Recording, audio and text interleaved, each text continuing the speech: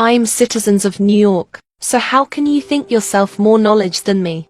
About the Twin Towers matter, 75 professors of many disciplines of sciences believe that 9/11 was the inside job. 75 professors from many different universities and many different countries in United States itself. They said they don't believe the theory from the government, George Bush at that time. They said some politicians in the White House engineered the destruction of the Twin Tower. They also said that the main reason was to make an excuse that could be legitimated on invading more oil-rich countries. You know, the first country was Iraq. A hoax accusation of weapon mass destruction which never been proven. Till nowadays, Professor Steve Jones said, "We don't believe that 19 hijackers from the cave of Afghanistan could have made such a professional attack. We don't believe it. And by God, we're gonna come to the truth and to the bottom of it." As a professor and scientist, he exposed that we know that the beam constructions of the Twin Tower could not have been melted in such of that short time. At the temperature, even when it is increased by the jet fuel of that plane, the melting point of steel ranges from 2,500 to 2,800 degrees Fahrenheit, or 1371 to 1540 degrees Celsius. Jet fuel burns at between 800 to 1500 degrees Fahrenheit ambient pressure, only half of it. So it's just impossible. How could thousands of steel beams in the middle of the building melted so fast and ruin the building symmetrically straight down? The eyewitnesses confirmed that there were systematically bomb explosions down the basement that made the building collapse just like that. 3 days after that statement, Professor Steve Jones was paid leave and never heard of him anymore. A 21-year-old boy made a documentary video titled Loose Chain of 9/11s. He collected various video clips from many different sources, Fox Channel, CNN, YouTube interviews, etc. He said that one of eyewitnesses saw that plane was not look like a commercial plane. It was not a passenger carrier. It was more like a military plane. It doesn't have any windows. And it fired from the wings that hit the building a few milliseconds before the body crashed into the building.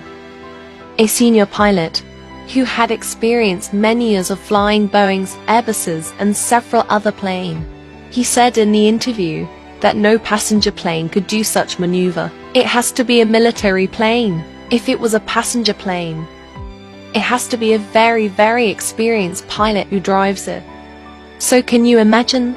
The hijackers from the cave of Afghanistan, Al-Qaeda, they said, had a very, very expert for flying the passenger plane and made a maneuver like that. That even a very senior pilot that has many experiences hours of flown, he said he can't do it.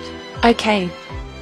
The construction company that built the Twin Tower itself said it is impossible that the steel beams of that building that were designed to survive from the storms and tornadoes could have melted so fast and collapsed just like that. He explained how the thousands of the steel beams of that building were very clear, but 10 days later, he changed his statement. So he survived with his company, while Professor Steve Jones was not. Other statistic advisors gave the data of many cases of the tall buildings in New York, skyscrapers 40 floors, 60 floors that caught a fire for many hours, and it didn't collapse. So the Twin Tower was the first, and maybe the only building that collapsed that way, structurally. Another witness heard the blasting explosions in a rhythmic row, so he thought that someone pushed the ignition button, started from the bottom of the building. Cause if it didn't start from the bottom, then it wouldn't be straight down like that. The first firemen and some rescuers found that there was some kind of lasting burning magma down the basement. The heat lasting for hours and melting everything, include the steel and iron. So he defined it as chemical stuffs, and it was confirmed by the security officer who eyewitnessed that some minivans unloaded some white bags contained powders in the basement a few hours before the plane crashed. Then the black box of the plane, it was designed to be undamaged by the crash, could stand for temperature maximum 3,000 degrees of Fahrenheit, but it's just gone out of nowhere. There are many evidences that argued the theory of the government. While the government also gave such proof that it seems like made up, they gave a recorded phone call from the passenger inside the hijacked plane calling his mum, said, "Mum, it's me, Mark Bingham, speaking. Can you hear me, Mum? I have been hijacked. Can you believe it? If I had to call my own mother, I don't have to say my full name. Mum, it's Kim."